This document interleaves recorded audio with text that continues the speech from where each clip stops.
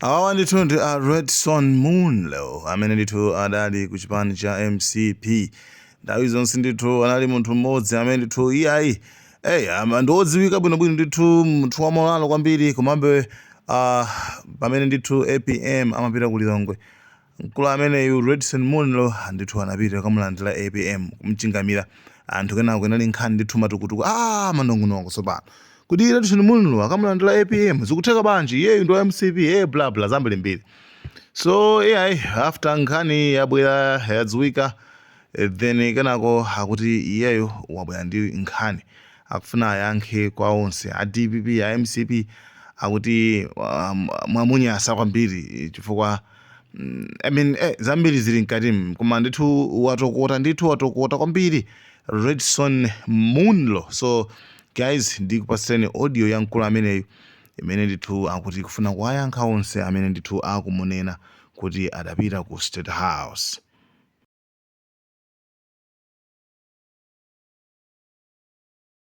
Malawi kuna kule konse kumene muli, ine ndine Redson Moonlo.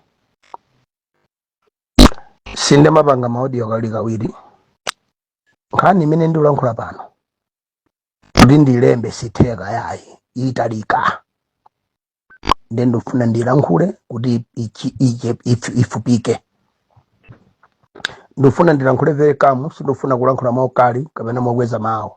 Ayi, anthu mukulankhula zopepera kwambiri maka DPP ndi Malawi Congress Party kuti ine ndapita kukachingamira muthalika ndiye kwa inu mukuliona ngati tchimo. Choyambire chimene ndifuna ndikuze kunyumba kumene ndinapita si nyumba ya chipani kapena nyumba ya munthu, ndi nyumba ya dziko la Malawi. Andi nyumbayo inamangidwa ndi ndalama za misonkho ya Malawi. Choyambire choti mudziwe ndi chimenecho. Chachiwiri,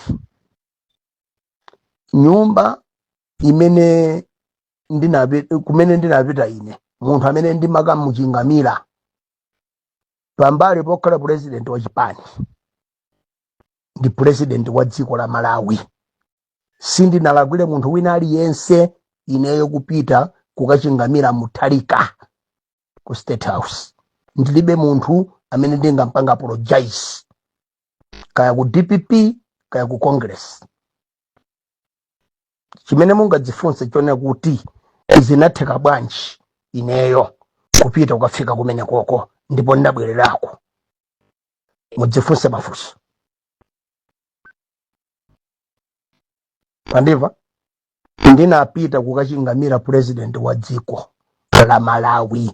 Ine ndi Malawi, dzinanga ndine Redson Moonlo, kwathu ndi kumwanza, nabadula kutcholo ku chipatala cha kutcholo nkumene nabadula ine. Malawi muno ndili ndi ufulu odasite yonse yokanchingamira muthalika ngati president wa dziko la Malawi. Ndisanapite ku DPP ndikufuna ndipite ku Malawi Congress Party. Malawi Congress Party ndidakupatsani mwayi, ndinabwera kudzakhala membala wanu. Instead munandinyoza, munandinyonyotsola kuti ine ndine munthu opanda ntchito pakati panu, ndiye musamalire zopusa. Ine sindine Malawi Congress Party. Ku Malawi Congress Party ndinachoka, munandipanga chipongwe kudakwana. Nditasiya Malawi Congress Party nditapanga press conference ku Blantyre, mumatuma ana wanu kwabatsati madata kumanena kuti kodi wanalo Congress sitikudziwa kuti kunali member wa Redson Moonlo. Lero mukuti ndine wajera foja kuti ndaka chingamira muthalika. Jera lake lichokera pati, ndichokera kuti mesa sinali member one, mesa munatira kuti sinali member wa Congress. Ndiye jera lake lichokera kuti kwina kumene nakaja kuti mukamati ndine wajera naja kunyumba kwanu. Alipo ku Congress amene anganene kuti ndakapita kunyumba kwangu kudya chakudya ine? Alipo? Mufuna ndilankhule uje? Mulekeretu kulankhula zinthu zopusa. sinajepo kunyumba kwa buntu wa Congress, even ku State House kumene kunala Chakwera sinakajepo even sikono ndemo semande nenenga kuti ine ndinojera ngati najapo ku Congress ineya. You should stop that nonsense. Munauza anthu kuti ine sinalo Congress ndendavomera sinapanga ndendo argue sinalo Congress ndiye musamanditsate pa zimene ndikuchita.